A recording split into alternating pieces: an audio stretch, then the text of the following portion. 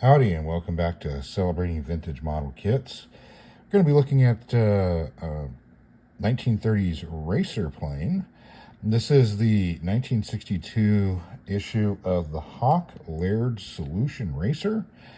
This is in 1/48 scale. It is kit number 628-50. And the original molding of this kit is from 1948.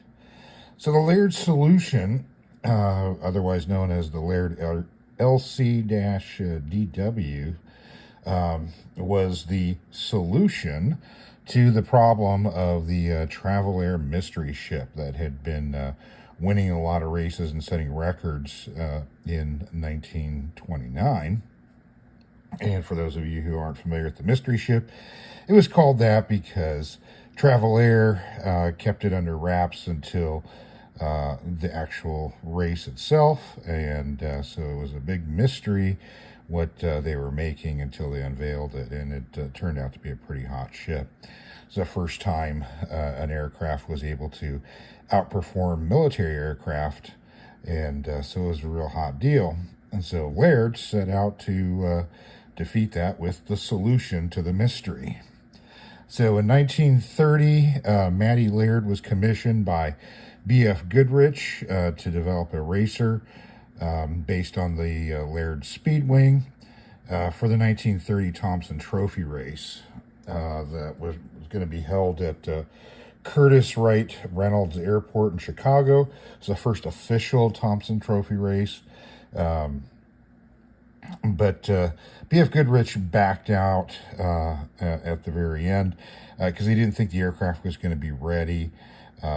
They only had 3 weeks before the race when they started this, so they built this thing and completed it, ready for race in 3 weeks prior to the race. So since B.F. Goodrich dropped out, Laird decided to enter the aircraft himself, and he hired pilot Charles Speed Hallman to be able to fly it for the race. So the basic structure was welded steel tube.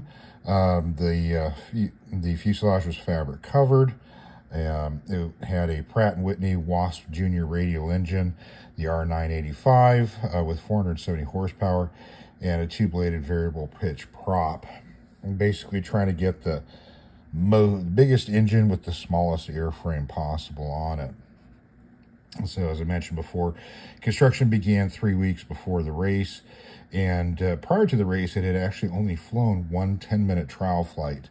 So it was a very untested aircraft, and when Hallman was flying it during the race, exhaust gases leaked into the cockpit, causing Hallman to pass out a few times during the race itself. So he ends up winning the race with a speed of 201.91 miles an hour for the 20 laps of the race. Turns out that this was the only biplane to win the Thompson Trophy. And he's the first civilian pilot flying a civilian aircraft to fly over 200 miles an hour in a closed course, closed circuit race. So quite a significant feat for this aircraft at the time. So they did build a second aircraft. That one ended up being powered by a Pratt & Whitney Wasp engine, 535 horsepower. That one was called the Laird LC-DW 300, and it was dubbed the Super Solution. And that was flown by Jimmy Doolittle, who won the Bendix Trophy race in 1931 with it. There was a modified version they modified that one with, again, a bigger engine. That was the DW 500, and it also had retractable landing gear. So that was supposed to be for the 1932 Bendix race, but it ended up crashing. Jimmy Doolittle had to put it down with stuck gear, so it ended up not making it for that race. And so that's a little bit of history on the Laird Solution if you're not familiar with it. Now we can take a look at the kit itself. So we got some pretty nice box art here by Bill Campbell, who was doing a lot of the Hawk box art in the the mid-60s, early mid-60s. And we've got the Hawk name down here, copyrighted to 62 over here. Here's a mid-series of the Hawk label up here. 30 beautiful molded parts. And as you can see here, we've got a pylon display stand included, so you could mount the aircraft onto the pylon like it's going around the corner. On the side, we've got a couple of the other aircraft that were produced in their racing series, GB R3C and the Howard Ike. On this side, we've got a Russian MiG-15, Skyray. We've covered the Skyray in a previous video, and the ME-163 Comet. On this end here, we've got the kit number and the -50, which meant this was a 50-cent kit in 1962, and a repeat of the box cover art. And on this side here, same thing, and nothing on the bottom. So this is a hard box with a lithograph glued over. This didn't last very long with this particular artwork boxing. It was replaced by the softer cardboard, with it being directly printed onto the cardboard. So this is kind of a transitional kit. And we have our instruction sheet. The full address for Hawk. A little bit of information about the aircraft itself. Specifications. And suggested painting to match the color scheme of the racer. And this looks like a photograph of the model. Another photo up there. And then we've got step-by-step instructions, which include photographs of the model being built up.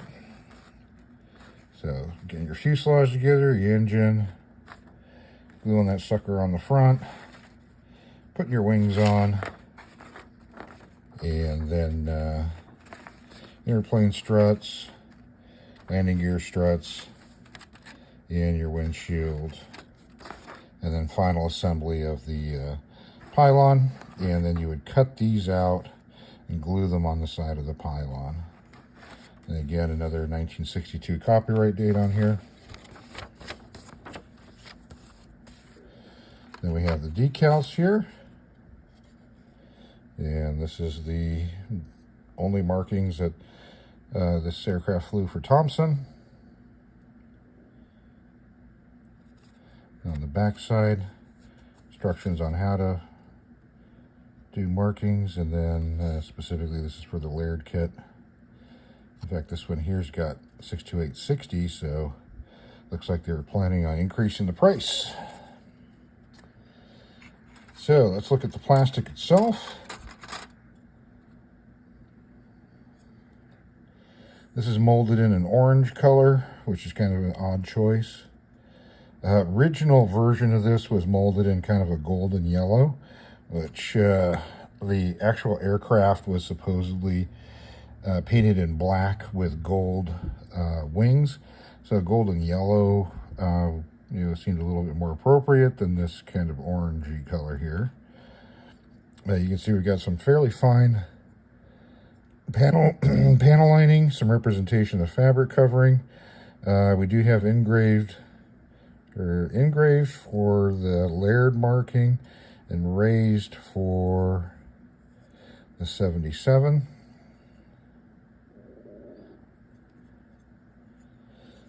No interior detail to speak of.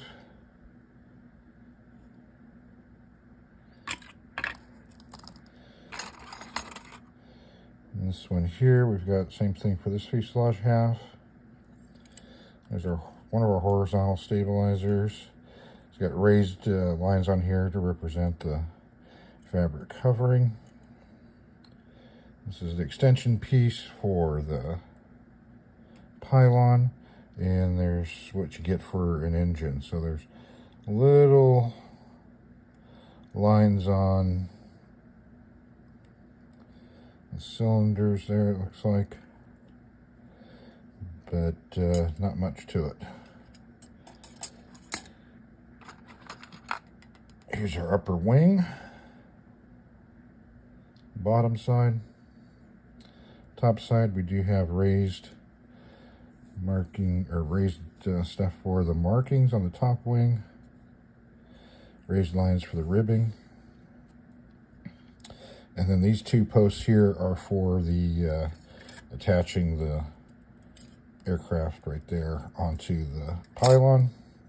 Here's one of the pylon pieces.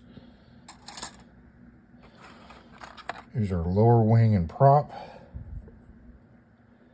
Some ejector pin markings on here. And again, raised lines for the under wing marking. And there's our propeller. Looks pretty good.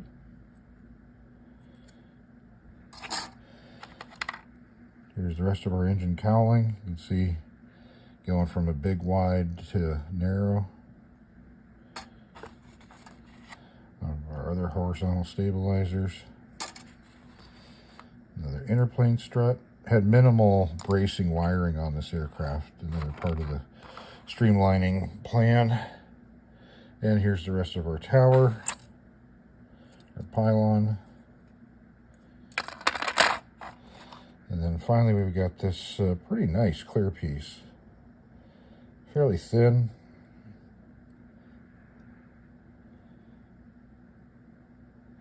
No pilot included with this, unlike a lot of hawk kits of this era. But being how these are really, really, really small, tight, tiny cockpits, there really isn't much room to do much in there, nor to detail it inside. So there you have it. Pretty nifty little kit for a one-time only aircraft, basically. The Hawk made one of the very first plastic kits in 1946. They made the R3C Racer, and it was made in acetate plastic, and it proved to be popular. Seeing if people were going to be interested in a plastic kit. So it sold well, and then in 1948 they added 4 more racers. This Laird Solution, a GB Racer, a Howard Ike, and a Supermarine S6B. And it was still done in acetate plastic in 48. 49 they switched to polystyrene. So there's a couple of issues of this. There's the original 48 one in acetate. And then the 49 one in styrene, had a change in box. Those were issued with the kind of gold and yellow colored plastic. There was a 1958 issue in a bag with a paper header. That one was molded in silver plastic. It appears that they issued multiple ones of these racers in that same kind of look. It was kind of a vertical, long bag, as opposed to like what you're thinking of say like the Airfix or Frog bag kits, which were more horizontal. These Hawk ones were kind of vertical style. And then 62, you've got this one here with this new box, this new artwork, and the red-orange color plastic. And then Testers acquired Hawk in the late 60s and then reissued this kit in 1976 in a tall, skinny box that kind of was to make it look kind of like a pylon. They reissued most of that racing series in that style of a box with photos of the built kit, and that was in 76. And then in 93, Testers reissued it again in the white photo box of their 90s series kits. There was one additional issue of this as part of a 4 racing plane set in 1956, which is a pretty rare set to find if you can get a hold of one. And that included the R3C, the Ike, the GB, and the Laird.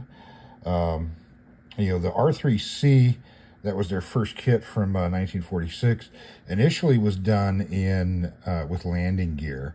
And for the 62 release, part of this series, the mold was changed to have floats. So if you want to do the R3C with regular gear, you got to get a pre-62 issue one. Everything after 62 for the R3C had floats. And so a little bit of extra information on that for you. So that's about it for this kit. If you've built one of these, of course, tell us all about it. If you've got one sitting on your shelf still, take a picture of it, send it in, so the rest of our viewers can see what these look like when they're built up. Well, thanks for watching, and have yourself a great rest of your day.